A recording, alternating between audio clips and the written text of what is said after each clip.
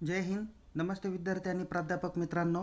आत्ताच्या व्हिडिओमध्ये आपण बघणार आहोत एम.कॉम सेकंड सेमिस्टर फोर्थ यांच्या इंडस्ट्रियल इकॉनॉमिक इन्व्हायरमेंट यातील क्वेश्चन पेपरचा फॉर्मॅट आणि important questions for study purpose in summer exam 2022.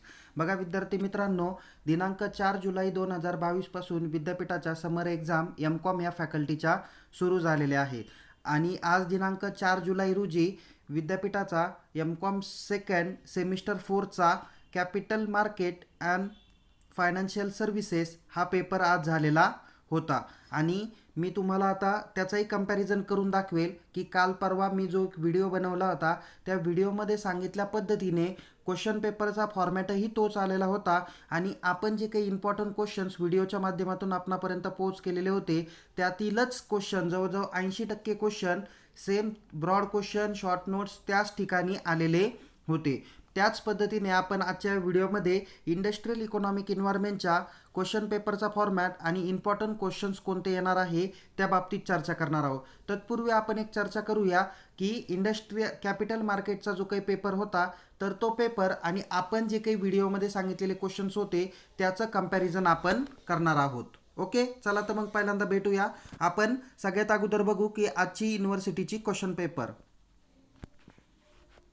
Okay विद्यार्थी मित्रांनो, बघा आजची विद्यापीठाची जी काही क्वेश्चन पेपर होती ज्यामध्ये सांगितलं होतं 421 capital market and financial services. यामध्ये तुम्हाला सांगितलेलं होतं की question number 1 and question number 6 it is a compulsory.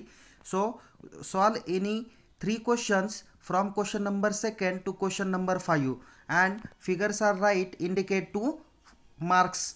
या पद्धतीने आपण सांगितलेलं होतं. याच्यामध्ये जे काही MCQ विचारलेले होते ते तुम्हाला सांगितले होते की 8 ते 9 MCQ विचारले जातील, त्यातील कोणतेही 6 MCQचे उत्तरं लिहायचे होते. तर यामध्ये बघा ब्रॉड क्वेश्चन्स तुम्हाला विचारलेले होते. Explain the capital market and त्याचे फीचर्स अँड फंक्शन्स.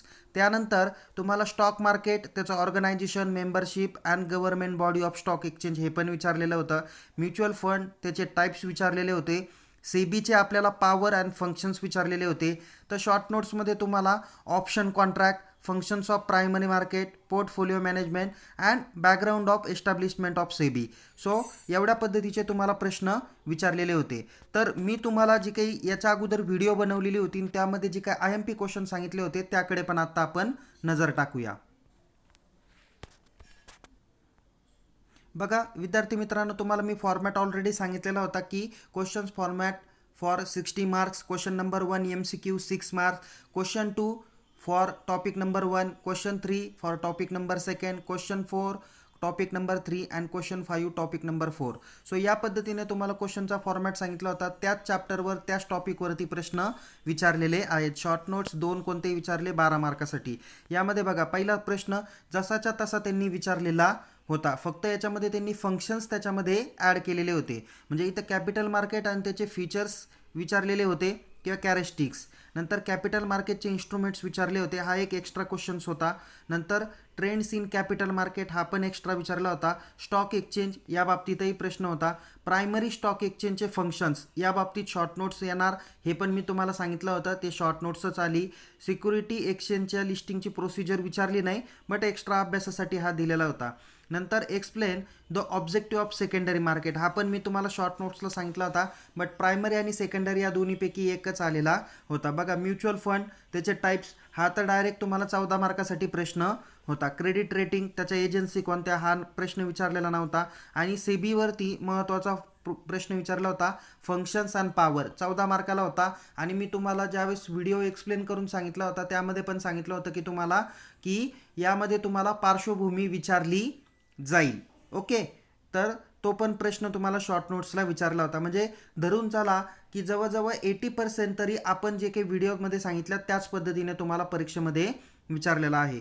तर आत्ताच्या सेशनमध्ये आपण इंडस्ट्रियल इकॉनॉमिक इन्व्हायरमेंट यांचा क्वेश्चन पेपरचा फॉर्मॅट बघू आणि त्यानंतर आपण इम्पॉर्टंट क्वेश्चन्स कोणते आहे ते बघणार आहोत.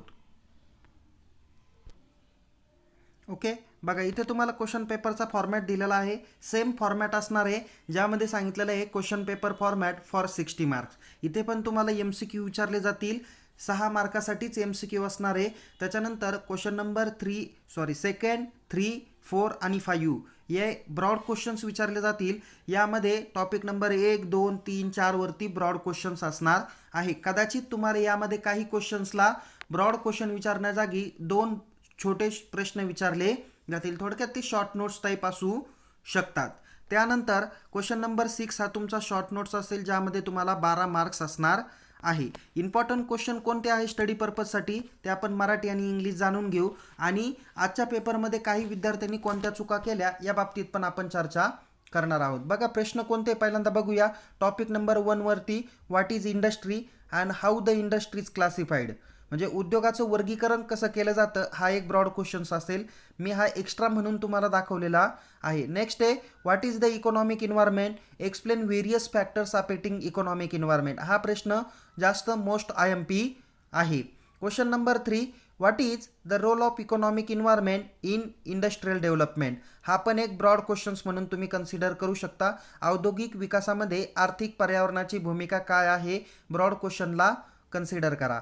Next what is the public sector industry, explain the problem in public sector industry. आता याच्यामध्ये तुम्ही याला अनुसरूनच कोणता क्वेश्चन घ्या की याच्यामध्ये पब्लिक सेक्टर इंडस्ट्रीचे इम्पॉर्टन्स काय आहे, ओके, ॲडव्हान्टेजेस डिसॲडव्हान्टेजेस काय, हा पण प्रश्न करून ठेवा. Public sector industry, private sector industry, हे दोन्ही यांचे तुम्ही एक तर त्याचे फीचर्स करा, त्याचे इम्पॉर्टन्स करा, त्याचे ॲडव्हान्टेजेस डिसॲडव्हान्टेजेस म्हणजेच थोडक्यात प्रॉब्लेम्स पण तुम्ही घ्या.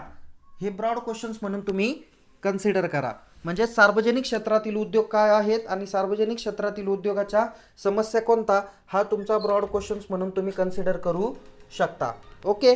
नेक्स्ट आहे explain the role of small scale industry, लघु उद्योगांची भूमिका काय, शॉर्ट नोटसाठी तुम्ही कन्सिडर करू शकता. Next what is the multinational corporations, हा पण एक ब्रॉड क्वेश्चन्स म्हणून तुम्ही आता विचार केला तरी चालेल, पण शॉर्ट नोट्स तरी तुम्हाला यावरती डेफिनेटली विचारली जाऊ शकते. बहुराष्ट्रीय कंपन्या काय आहे किंवा त्या बाबतीत डिटेल तुम्हाला विचारलं जाऊ शकतं परीक्षेमध्ये किंवा चॅप्टरमध्ये. तुम्हाला MNC बाबतीत जे जे काही दिलेलं आहे ते तुम्ही व्यवस्थित पद्धतीने बघून घ्या. अत्यंत महत्त्वाचा प्रश्न आहे तो म्हणजे what is the industrial imbalance, explain the causes and measures. तुम्हाला यापैकी एकच विचारलं जाऊ शकतं, इंडस्ट्रियल इम्बॅलन्स म्हणजे काय and explain the causes of industrial imbalance. Okay, हा प्रश्न डेफिनेटलीच करून ठेवा, विचारण्याची जास्त शक्यता आहे. आणि मेजर्स इन इंडस्ट्रियल इम्बॅलन्स या पद्धतीची शॉर्ट नोट्स विचारली जाऊ शकते. नेक्स्ट नंबर 8 एक्सप्लेन लिबरलायझेशन, प्रायव्हेटलायझेशन आणि ग्लोबलायझेशन. यापैकी कोणत्याही एका याच्यावर शॉर्ट नोट्स विचारली जाऊ शकते. LPG किंवा तिन्ही तर विचारलं जाणार नाही, पण कोणतेही एक शॉर्ट नोट्स विचारली जाईल, डिटेलमध्ये करून ठेवा. सेकंड लास्ट आहे explain the importance of major industries in India, भारतातील प्रमुख उद्योगांचं महत्त्व काय आहे, हा पद्धतीचा एक एक्स्ट्रा क्वेश्चन आहे, पण करून ठेवा. नेक्स्ट आहे number 10 explain the progress and problems of cotton textile industry. तुम्हाला लास्ट नंबर चॅप्टरमध्ये जेवढ्या काही इंडस्ट्री दिलेल्या आहे त्या सगळ्या इंडस्ट्री बघा, ज्यूट इंडस्ट्री वगैरे आहेत तर त्या पण बघा, त्या पद्धतीचे प्रश्न किंवा त्यांचे जे काही प्रोग्रेस आहे ते पण तुम्ही करून ठेवा. हा पण प्रश्न अत्यंत महत्त्वाचा असणार आहे लास्ट नंबर चॅप्टरवरती. सगळे प्रश्न तुम्ही बघा. मी तर तुम्हाला म्हणेल की सक्सेस पब्लिकेशन, निराली पब्लिकेशन या बुक्समध्ये तुम्हाला सरावासाठी जे काही ब्रॉड क्वेश्चन्स दिलेले आहेत तर सगळे क्वेश्चन्स करून ठेवा. कुठेही हायगाई करू नका. तुम्हाला चांगल्या पद्धतीचा पेपर गेलेला असावा आजचा, यावरून मी तुम्हाला सांगतो. काही महाविद्यालयांमध्ये कॉपी केस झाल्या आलेली होती, तर आता या पेपरला होऊन गेली, पुढच्या पेपरला कॉपी केस होणार नाही याची काळजी तुम्ही घेतली पाहिजे. दुसरं महत्त्वाचं म्हणजे काही विद्यार्थी आजच्या पेपरला ॲब्सेंट होते, तर अशा विद्यार्थ्यांनी बाकीचे पेपर्स देण्याचा प्रयत्न करा, जेणेकरून तुमचं कोणतंही नुकसान होणार नाही. आजचा पेपर जर का बॅकलॉग राहिला किंवा ॲब्सेंटी आला तर तो पुढच्या याच्यामधून तुम्ही कव्हर करून घ्या, काही प्रॉब्लेम येणार नाही. ओके, सो या पद्धतीने तुम्हाला 1 बाय 1 मी स्वरूप सांगितलं. मी तुम्हाला विनंती करतो की हा व्हिडिओ शेवटपर्यंत बघा. जर तुम्हाला काही शंका असेल निश्चित तुम्ही चॅट बॉक्समध्ये मेन्शन करा. बाकीचे याचे इम्पॉर्टंट क्वेश्चन्स तुम्हाला जसे जसे पेपर असतील तसे तसे पाठवले जातील. आणि एक विनंती आणखीन तुम्हाला करतो, तुम्हाला जी काही यूट्यूब चॅनल मी आणखीन एक सांगेल, तुम्हाला टेलिग्राम चॅनलकडे घेऊन जातो, त्या बाबतीतली माहिती देतो. बघा विद्यार्थी मित्रांनो, इथं एक्झाम अपडेट म्हणून मी एक टेलिग्राम चॅनल चालू केलेला आहे. गेल्या 2-2.5 वर्षापासून मी हा रन करतो. यामध्ये सबस्क्रायबर जवळजवळ 46,935 म्हणजे जवळजवळ 47,000 विद्यार्थ्यांपर्यंत आणि प्राध्यापकांपर्यंत हा मेसेज आपण शेअर करतोय. यामध्ये तुम्हाला समर एक्झाम क्वेश्चन पेपर फॉर्मॅट दिलेले आहे. यामध्ये बघा M.Com first year, M.Com second year, तसे बी.कॉम दिलेले आहे. बाकीचे पण आपण चॅप्टर वाईज घेतलेले आहेत. तर त्याकरता तुम्ही एकदा त्या व्हिडिओ पण बघा.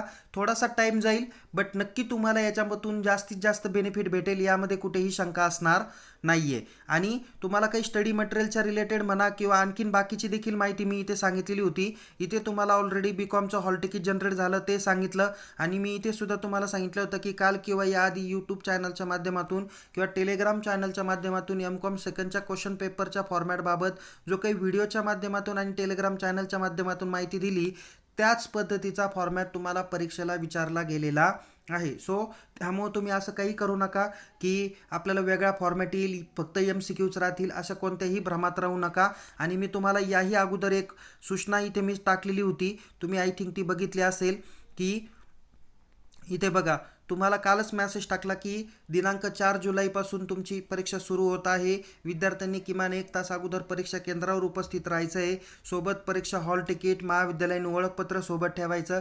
ज्या पेपरसाठी कॅल्सी यूज केला जातो तो कॅल्सी पण तुम्ही वापरू शकता, पण साधा कॅल्सी वापरा. डिजिटल घड्याळ वापरू नका. ओके. मोबाईल फोन तुम्ही परीक्षा केंद्रामध्ये घेऊन जाऊ शकत नाही. कुणीही कॉपी किंवा गैरप्रकार करण्याचा प्रयत्न करू नका.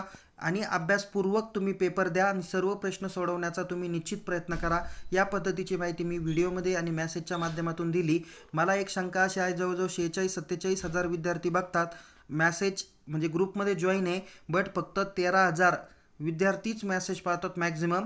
कारण इथे बघा तसं पर्सेंटेज पाहायला गेलं तर फक्त 25% विद्यार्थी बघतात. आणि याच्यामध्ये जो मेसेज बघतो त्याचा फायदा होईल, जो व्हिडिओ बघतो त्याचा फायदा होईल, जो बघणार नाही त्याचा लॉस होईल, हे निश्चित आहे. आत्ता महत्त्व कळणार नाही, बट वेळ निघून गेल्यानंतर निश्चित महत्त्व समजेल, यामध्ये कुठेही शंका असणार नाही. तुम्हाला या पुढच्या परीक्षेसाठी खूप खूप शुभेच्छा. Take care. जय हिंद. धन्यवाद.